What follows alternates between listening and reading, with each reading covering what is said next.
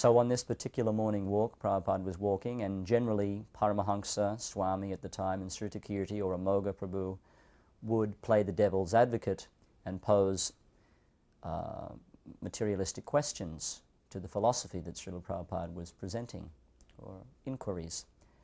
So I was becoming a little more familiar with Srila Prabhupada at this time, and I felt familiar in the sense that I felt comfortable, that I felt that I could also ask a question and I wouldn't get, a bolt of lightning wouldn't come down and kill me for asking a question. So Prabhupada was talking about Bhagavad-gita, and different devotees had asked questions. So I asked Prabhupada a question. I said I was trying to, myself, imitate a materialist. And I said, but if you say that the Bhagavad-gita is 5,000 years old, then what does it mean? And Prabhupada immediately again stopped me in mid-sentence. And Prabhupada turned to me and said, he is my disciple, he does not know Bhagavad-gita. And then he turned to the other devotees and looked at them. And so I didn't know what to say. I couldn't even get my question out. No one knew where Prabhupada was coming from. And then one of the devotees tried to half come to my defense. I think it was Amoga, and he said, well, Prabhupada, I think he was pretending to be a materialist, and Prabhupada stopped him in the mid-sentence. He said, that is all right. He is my disciple. He does not know Bhagavad-gita. What is the meaning of this? And he looked at them all, and he kept on going, and I wanted to disappear. I wanted to melt. I couldn't understand why Prabhupada was chastising me, and he was so heavy. And he kept on saying, he is my disciple. He does not know Bhagavad-gita. And then Prabhupada began to explain, and he talked, and we walked further on. I don't know what else happened on that walk. I was just blown away. I wanted to disappear. I just didn't want to be there anymore. Prabhupada's anger was so vehement. And it was basically, I guess, the first time that I had actually experienced Prabhupada's anger personally. Later on, I realized, and Prabhupada had been explaining, that if I was a materialist and I had picked up the Bhagavad-gita and I had been reading through it, then I should have known that Krishna, right there in the Bhagavad-gita, says that he spoke this science to the sun god many millions of years ago. So right there in that chapter, Krishna is explaining that this knowledge is actually eternal and it was spoken many millions of years ago. So as a materialist, it was a stupid, stupid question. How could I say that it was 5,000 years old? I must have read that somewhere, but if I had read that, then I should have read also that it was millions of years old. And from the devotional point of view, of course, I should have known that the knowledge was eternal, and it was a silly question. So there was no escape for me, and obviously Prabhupada was correct. He is my disciple, he does not know Bhagavad-gita. So I took it to heart later on to learn Bhagavad-gita and to try and get the knowledge of Krishna consciousness down. Actually, Prabhupada wrote me a nice letter a number of months later saying that I had actually understood the philosophy of Krishna consciousness, so I felt somewhat relieved at that time. But that was an incredible experience to feel Prabhupada's anger right then and there on you. Just blew me away. Prabhupada decided that he liked the beach better than all the other parks. So I began to take Prabhupada to this one beach every day. And we didn't actually go on the sand, but we would walk up and down a road that was next to the beach. And a number of things happened on those walks. Again, Prabhupada was talking about the scientists not having gone to the moon. And on one morning walk, he was talking about that, and he pointed to the sand hills. There were some big sand dunes right next to the road. And Prabhupada pointed to the sand hills, and we could see that on the sand dunes there were some very small flowers growing. And also, if you looked closely, occasionally you would see a lizard going underneath those small flowers, very low to the ground. And Prabhupada made the point that even in sand, life can exist. So they say they've been to the moon. Prabhupada said they said that they've been to the moon, and it's just full of dust and sand. But he said, here we have experience that life can exist. Therefore, we must say that they have not been to the moon, because there must be some life form there. And Prabhupada at the same time also said that even if one lives in a desert, he can grow these two things, watermelons and potatoes, in sand, and he can survive. So in that way, Prabhupada said, there is life throughout the universe, and in every condition there are living entities. So that was one reason Prabhupada gave. And then on another time, on a morning walk, we were discussing the fall down of devotees from Krishna consciousness. And it came into my mind, one of our godbrothers in Australia had left the movement at that time. So again, on this morning walk, I came up with a question, and I said to Prabhupada, well, Prabhupada, if devotees are transcendental, then, and again, Prabhupada cut me off in mid-sentence and said, not transcendental, trying to be transcendental. So that, again, was another eye-opener, that we're not immediately on the transcendental platform. We still have to struggle and prove ourselves in Krishna's eyes. So that was another funny thing on the morning walk. Prabhupada was also describing on those morning walks during those times how thousands of years ago temples were built, although they didn't have huge cranes and different mechanisms to get things up on the top floor. He said that they would build one floor and then they would push sand all up around that entire floor so that you could actually walk up the whole floor, the whole building would be covered by sand. Then they would be able to traipse up the sand and then roll up the big pillars and the big stones and whatever else had to go on the second floor. Then they would cover that in sand again, and in this way they built the different levels for the different temples. That was one thing that Prabhupada described at that time. But this one time, I guess it must have been in the evening, this one psychology student came to see Srila Prabhupada. So the man came in and he sat down opposite Srila Prabhupada and was introduced, and Prabhupada had his bead bag on his hand, and Prabhupada sat there and was looking at the man, and the man had glasses on and his head was kind of down like this, and I can't remember whether he was actually looking at Srila Prabhupada through his glasses or whether he was just looking down at the floor.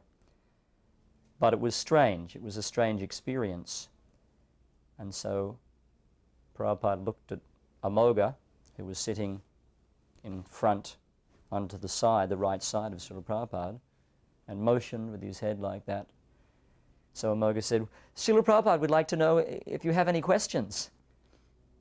And the man didn't respond. He just kept on looking down with a just complete deadpan face with his glasses on. He just sat there.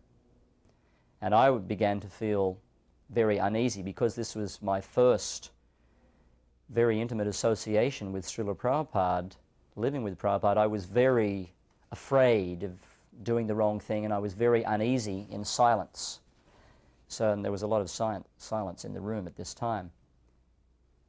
So then Prabhupada's hand began to move, and he began to mouth the mantra, although it was, again, practically inaudible. And all I could hear coming from Prabhupada's mouth was Ram, Ram, Ram. I couldn't even hear the Krishnas, but I managed to hear the Rams, and Prabhupada's hand was moving in his bed, and he was looking at this man, just looking at him. So then, obviously, nothing was going to go on. So Srila Prabhupada quoted from the 7th chapter of the Bhagavad-gita. I can't remember the text. Actually, I believe it was Bhumi Rapo Nalobayo Kam Mano Buddhi Evachar, I think 7.4 in the Bhagavad-gita. And Prabhupada began to describe the different elements, and he came to the element of the mind, and he began to explain how mind, intelligence, and ego, these are all subtle things. And carrying on from that, basically Prabhupada was speaking to all of us in the room, but he was looking at the man. Following on from the mind, Prabhupada began to speak about ghosts. And that was a little strange, and I didn't think anything of it at the time. But Srutakirti, who was up on Prabhupada's left on the end of the table, and we were all sitting on the floor, Prabhupada was on a mattress, Srutakirti began to smile, and he chuckled a little bit. And he interrupted Prabhupada. He said, Prabhupada, why are you talking about ghosts? And I was really taken aback when he asked that question. I thought it was being too familiar, but of course he had a familiar relationship with Prabhupada, and I didn't know anything about Srila Prabhupada. He was able to have that rasa with Prabhupada. I didn't consider it offensive at all, but he laughed and he said, Prabhupada, why are you talking about ghosts? And Prabhupada ignored the question and just continued looking at the man. And he began to describe how ghosts are subtle things and how they don't have bodies and how it's a very sinful body, that one still has material desires but cannot fulfill them through a gross body. And then Prabhupada, at one point, as he was speaking, And he said, and sometimes the ghosts, because they're powerful, they have mind over matter, sometimes they move things. And Prabhupada got his hand and went like that through the air. I remember that. And it was as though you could see a glass moving through the air by Prabhupada's hand. And we began to realize, as Prabhupada spoke more, that this man was actually ghostly haunted. Here he was studying psychology, the science of the mind, but somehow or other this man's mind was overtaken. So I got up enough courage during that speech of Srila Prabhupada to ask a question that came into my mind at the time, and I asked Prabhupada, well, Prabhupada, if the ghost overtakes the person, does that mean that there are two souls in the body? Does that mean that the ghost's soul enters the body and that there are two souls moving around in the body? And Prabhupada said no. He doesn't go in the body, but he exerts his influence over the body. But he doesn't actually enter this, so there are not two souls managing the body. So that was an unusual experience.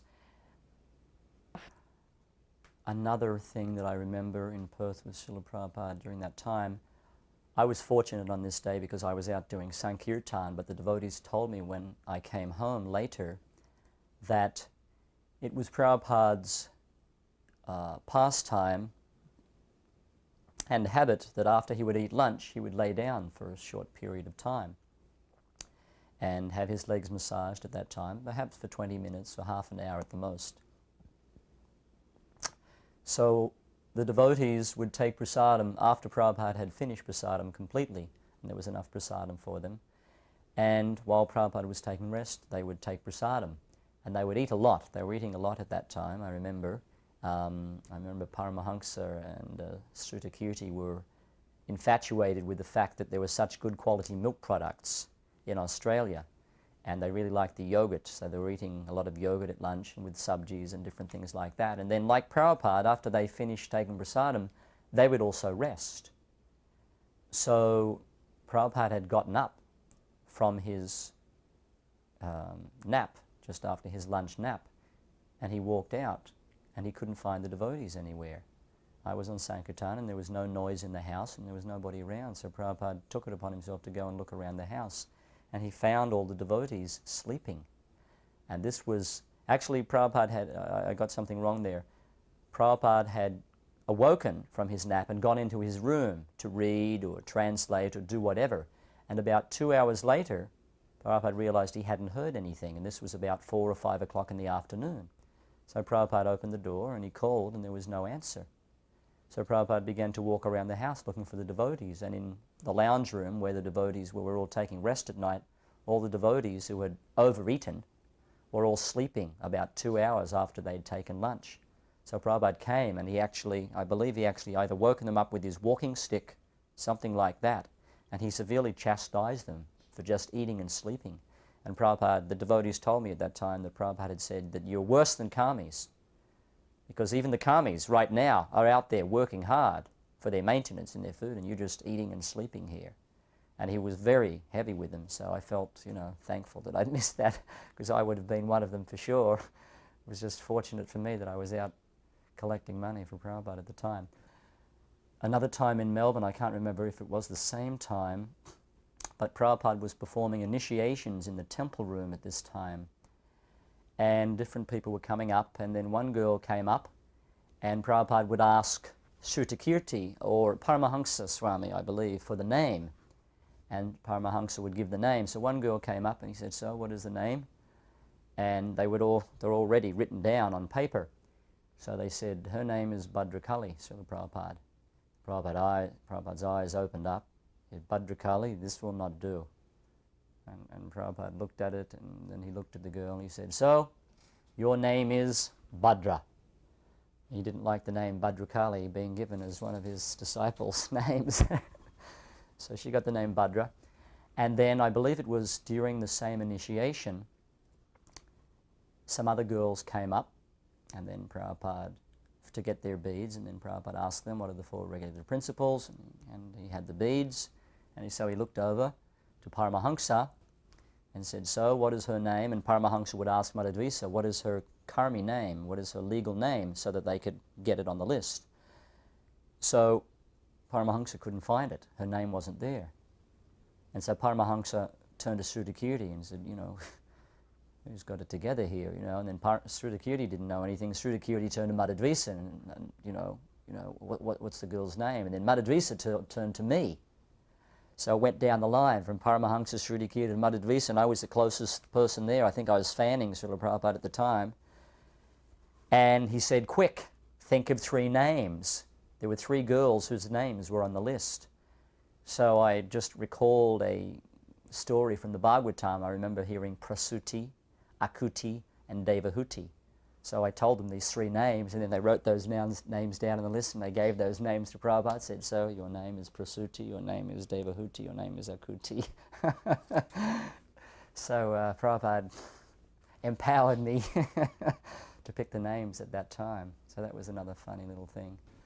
So this was in Bombay many years ago. I believe it was either 1974 or 1976, because the temple had not been built in Bombay, and I'm not sure what year it was built there, but it was the old temple, which was just stilts and a tin roof and the deities with the curtain in front of them. So Prabhupada was coming down and lecturing every night from Bhagavad-gita. After Sandhya Arti, we would have Sandhya Arti, then Prabhupada would come down, there would be a big kirtan, Prabhupada would sit there, give the lecture, and then Prabhupada was personally giving prasadam to everybody that was there. They would bring the Maha plate from the previous Arti, and Prabhupada would dip his hand in the prasadam, and people would hold their hands out, and Prabhupada would push it into their hands. It wasn't just a matter of dropping, but Prabhupada was actually pushing the prasadam into the hands. So everybody would get a little prasadam, and all of the devotees that were there, as well as myself, and all of the guests that were coming, we would all get a little Maha prasadam just from being touched by Prabhupada. So I was watching what was happening each night, and I wanted somehow or other to get to Prabhupada's feet. And I had noticed that each night somebody got to take Prabhupada's slippers or his shoes off when he came to the temple. And he would stand there, somebody would hold the slippers, Prabhupada would pull his feet out, one foot out, then he would take the other one, and then he would walk up and pay obeisances and then sit on the Vyasasana. So I got the idea in my head, I want to do that. I want to get close to Prabhupada's feet. I want to touch his shoes, and I want to actually touch Prabhupada's feet. So I made it a point one night to watch where Prabhupada's shoes were put. So they were slipped underneath, I think it was even underneath Prabhupada's Vyasasana. And I wasn't able to sit directly in front of Srila Prabhupada. I may have been even outside the temple, but I sat there guarding the shoes for the 45 minutes or the 1 hour. And I wanted to make sure nobody else came close to these shoes. I was going to do it, right? So Prabhupada gave the lecture and gave prasadam out to everybody, and then it was time, for Prabhupada to leave, and I had my hand, hovering above the shoes to make sure everybody knew I was getting the shoes, I was going to put them on Srila Prabhupada. So I grabbed them, Prabhupada came down, and I held one, and Prabhupada slipped his foot in it, and I was able to touch Prabhupada's feet. It was like just incredible. Prabhupada slipped his other foot into the shoe, and then Prabhupada walked off to a jeep. And in the evenings, Sridhar Swami, who was just a brahmachari at that time, so that may give you an idea of what year that was, he was driving the jeep and picking up Srila Prabhupada and taking Prabhupada from the temple, which was right up in the front of the property, and driving Prabhupada back to his room.